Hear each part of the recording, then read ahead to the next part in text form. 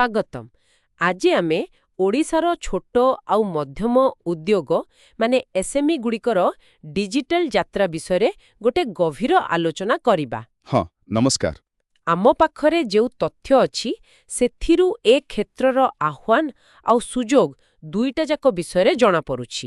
ବିଶେଷ କରି ଯୋଉ ନୂଆ ଓଡ଼ିଶା ଏଆଇ ନୀତି 2025 କଥା ଆସୁଛି ସେଇଟା ବହୁତ ଗୁରୁତ୍ୱପୂର୍ଣ୍ଣ। ହଁ, ତେବେ ଆମର ଆଜିର ଉଦ୍ଦେଶ୍ୟ ହେଲା ଏହି ନୂଆ ନୀତି ଆଉ ବର୍ତ୍ତମାନର ଯାହା ସ୍ଥିତି ଅଛି ସେ ଭିତରେ ଆମ ରାଜ୍ୟର ଛୋଟ ବ୍ୟବସାୟୀମାନେ କେମିତି ଏଇ ଡିଜିଟାଲ ପରିବର୍ତ୍ତନକୁ ଆପଣାଉଛନ୍ତି ସେଇଟା ବୁଝିବା।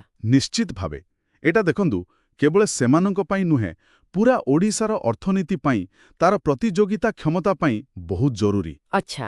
ଏଠି କେମିତି ଗୋଟେ ମିଶ୍ରଣ ଦେଖିବାକୁ ମିଳୁଛି, ସରକାରଙ୍କ ପଦକ୍ଷେପ ଗୋଟେ ପଟେ ଆଉ ଅନ୍ୟପଟେ ବାସ୍ତବ କ୍ଷେତ୍ରରେ ଥିବା ଚ୍ୟାଲେଞ୍ଜେସ୍। ଠିକ୍। ତେବେ ଆସନ୍ତୁ ଆହୁରି ଭିତରକୁ ଯିବା। ବର୍ତ୍ତମାନ ସ୍ଥିତି ଆଉ ନୀତି କ'ଣ କହୁଛି? ନିକଟରେ ରାଜ୍ୟ କ୍ୟାବିନେଟ୍ ଓଡ଼ିଶା ଏଆଇ ନୀତି 2025କୁ ଅନୁମୋଦନ ଦେଇଛନ୍ତି। ହଁ, ଏଟା ବଡ଼ ଖବର। ଏହା ଭିତରେ ଗୋଟେ ଓଡ଼ିଶା ଏଆଇ ମିଶନ ଗଠନ କରାଯିବ। ତାର କାମ ହେବ ବିଭିନ୍ନ ବିଭାଗରେ ଏଆଇ ପ୍ରୋଜେକ୍ଟ ଆଉ ପାଇଲଟ କାର୍ଯ୍ୟକ୍ରମ ଉପରେ ନଜର ରଖିବା। ଆଚ୍ଛା। ଏ ନୀତିରେ ମୁଖ୍ୟତଃ ଭିତ୍ତିଭୂମି, ଖୋଲା ଡେଟାସେଟ୍ ଆଉ ଶିଳ୍ପ ଶିକ୍ଷା ସହଯୋଗ ଉପରେ ଫୋକସ୍ ଅଛି। ହଁ, ଏହା ସହିତ ପିପିପି ମୋଡ୍ ବି ଅଛି, ପବ୍ଲିକ୍ ପ୍ରାଇଭେଟ୍ ପାର୍ଟନରସିପ୍। ହଁ, ଯେମିତି ଓଡ଼ିଶା ୱାନ୍ ପୋର୍ଟାଲ, ଯୋଉଟା ସରକାରୀ ସେବା ପାଇଁ ଗୋଟେ ପ୍ଲାଟଫର୍ମ। ଆଉ ଭୁବନେଶ୍ୱରରେ କ୍ୟାମ୍ପ ଫର୍ ସଲ୍ୟୁସନ୍ସ ଭଳି କିଛି ସଂସ୍ଥା ଅଛନ୍ତି ଯେଉଁମାନେ ଏସ୍ଏମ୍ଇ ମାନଙ୍କୁ ଏ ଡିଜିଟାଲ କାମରେ ସାହାଯ୍ୟ କରୁଛନ୍ତି। ହଁ। ଏଠି ଗୋଟେ ମଜାଦାର କଥା କ'ଣ ଦେଖନ୍ତୁ, ଏଆଇ ନୀତିର ମହତ୍ତ୍ୱ ହେଲା ଏଇଟା ଓଡ଼ିଶାକୁ ଏଆଇ ଇନୋଭେସନର ଗୋଟେ ହବ୍ କରିପାରେ। ଆଚ୍ଛା, କେମିତି? ଯେମିତି ଧରନ୍ତୁ, ସ୍ୱାସ୍ଥ୍ୟସେବାରେ ଏଆଇ ବ୍ୟବହାର କରି ରୋଗ ଚିହ୍ନଟ କରିବା କିମ୍ବା କୃଷି କ୍ଷେତ୍ରରେ ସ୍ମାର୍ଟ ଇରିଗେସନ୍, ଏସବୁରେ ବହୁତ ସମ୍ଭାବନା ଅଛି। ଆଉ ପିପିପି ମାଧ୍ୟମରେ ଯୋଉ ସମ୍ବଳର ଅଭାବ ଅଛି ତାହା ବି କିଛି ମାତ୍ରାରେ ପୂରଣ ହୋଇପାରିବ। କିନ୍ତୁ ଗୋଟେ ଷ୍ଟଡି କହୁଛି ବିଶେଷ କରି ଦକ୍ଷିଣ ଓଡ଼ିଶାର ଗାଁ ଗହଳିରେ ଥିବା ଛୋଟ ଉଦ୍ୟୋଗୀ, ହଁ, ସେମାନଙ୍କ କଥା ଅଲଗା। ସେମାନେ ଆଇସିଟି ମାନେ ଇନଫର୍ମେସନ ଆଣ୍ଡ କମ୍ୟୁନିକେସନ ଟେକ୍ନୋଲୋଜି କାହିଁକି ଆପଣାଉଛନ୍ତି? ମୁଖ୍ୟତଃ ଦୁଇଟା କାରଣ। ଗୋଟେ ହେଲା ଏଥିରୁ କିଛି ଲାଭ ମିଳିବ ବୋଲି ଆଶା, ଯାହାକୁ କୁହାଯାଏ ପରଫର୍ମାନ୍ସ ଏକ୍ସପେକ୍ଟେନ୍ସି। ହଁ, ଆଉ ଦ୍ୱିତୀୟଟି ହେଲା ଏହାକୁ ବ୍ୟବହାର କରିବା ସହଜ ହେବ ବୋଲି ଆଶା। Effort expectancy. ଠିକ୍, ଏଇଟା ଦେଖାଉଛି କି ବଡ଼ ବଡ଼ ନୀତି ସହିତ ତଳସ୍ତରରେ ଲୋକଙ୍କର ଆବଶ୍ୟକତା ଆଉ ସୁବିଧାକୁ ବି ଦେଖିବାକୁ ପଡ଼ିବ। ହଁ, ସେଇଟା ବହୁତ ଜରୁରୀ। କିନ୍ତୁ ଏ ଡିଜିଟାଲ ଆଡପ୍ସନ୍ ମାନେ ଆପଣାଇବା ରାସ୍ତାଟା ଏତେ ସହଜ ନୁହେଁ। କ'ଣ ସବୁ ବାଧା ଅଛି? ବହୁତ ବାଧା ଅଛି। ତଥ୍ୟ କହୁଛି ଡିଜିଟାଲ ଜିନିଷପତ୍ର ଯେମିତି ପେମେଣ୍ଟ ଗେଟୱେ ହେଉ କି ପିଓଏସ୍ ମେସିନ୍ ହେଉ, ଏସବୁର ଦାମ ବେଶୀ। ହଁ, ଖର୍ଚ୍ଚଟା ଗୋଟେ ମୁଖ୍ୟ ପ୍ରସଙ୍ଗ।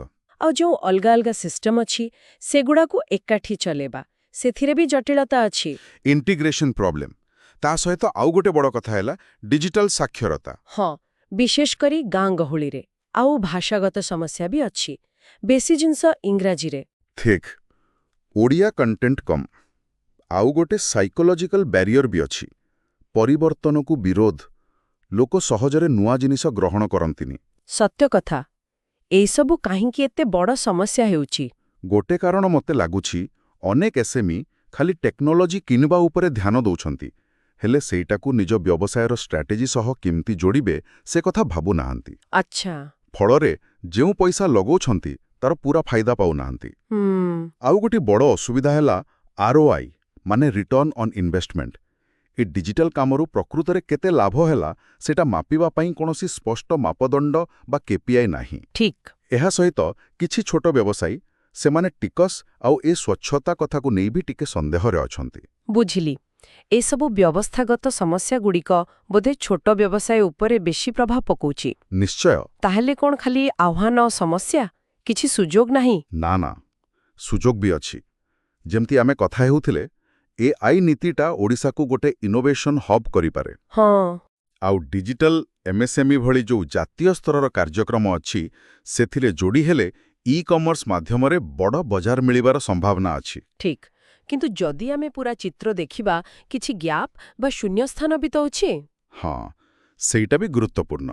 ଯେମିତିକି ଏଆଇ ନୀତିର ଲକ୍ଷ୍ୟ ବଡ଼ ହେଲେ ବି ସ୍ପେସିଫିକ୍ ଭାବେ ଛୋଟ ଉଦ୍ୟୋଗ ପାଇଁ କ'ଣ ସ୍ୱତନ୍ତ୍ର ସହାୟତା ରହିବ, ଯେମିତି ଶସ୍ତାରେ ଡିଜିଟାଲ ଟୁଲ୍ କିଟ୍ କିମ୍ବା ନିୟମ ପାଳନକୁ ସରଳ କରିବା। ହଁ, ସେ ବିଷୟରେ ସେତେ ସ୍ପଷ୍ଟ ଭାବେ କିଛି କୁହାଯାଇନି।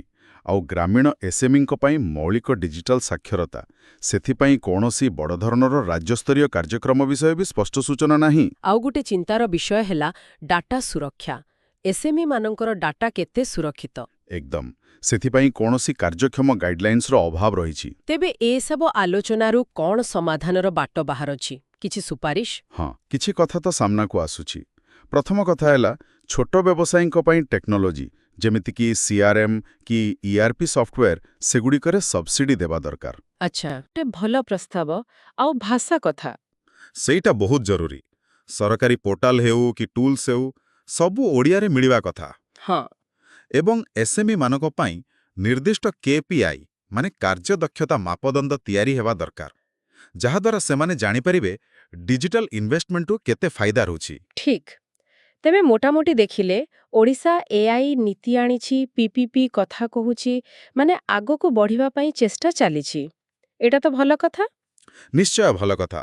କିନ୍ତୁ ଛୋଟ ଆଉ ବିଶେଷ କରି ଗାଁ ଗହଳିର ଏସ୍ଏମ୍ଇଙ୍କ ପାଇଁ ଏ ଯେଉଁ ଖର୍ଚ୍ଚର ବୋଝ, ଦକ୍ଷତାର ଅଭାବ ଆଉ ଟାର୍ଗେଟେଡ୍ ସପୋର୍ଟର କମି, ଏସବୁ ଏବେ ବି ବଡ଼ ଚ୍ୟାଲେଞ୍ଜ।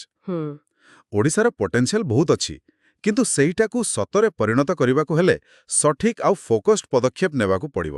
ତେବେ ମୂଳ କଥା ହେଲା, ନୀତିଗତ ସ୍ତରରେ ଯାହା ଚିନ୍ତା କରାଯାଉଛି ଆଉ ବାସ୍ତବ କ୍ଷେତ୍ରରେ ଯାହା ଅଛି, ସେ ଦୁଇଟା ଭିତରେ ଥିବା ଦୂରତାକୁ କମ୍ କରିବାକୁ ପଡ଼ିବ। ଏକଦମ। ସେଇଟା ହିଁ ସମାବେଶୀ ଅଭିବୃଦ୍ଧିର ଚାବିକାଠି। ଶେଷରେ ଗୋଟିଏ କଥା ମନକୁ ଆସୁଛି, ଓଡ଼ିଶାର ଛୋଟ ବ୍ୟବସାୟୀଙ୍କୁ କେବଳ ଡିଜିଟାଲ ଉପକରଣ ଦେଇଦେଲେ କାମ ସରିଗଲା, ନା ସେ ସବୁକୁ ସେମାନେ କେମିତି ସଫଳ ଭାବରେ ବ୍ୟବହାର କରିପାରିବେ, ସେଥିପାଇଁ ଗୋଟେ ପୁରା ସହାୟକ ପରିବେଶ ତିଆରି କରିବା ବେଶୀ ଜରୁରୀ। ହଁ, ଏଇଟା ନିଶ୍ଚୟ ଗୋଟେ ବଡ଼ ପ୍ରଶ୍ନ, ଚିନ୍ତା କରିବାର କଥା।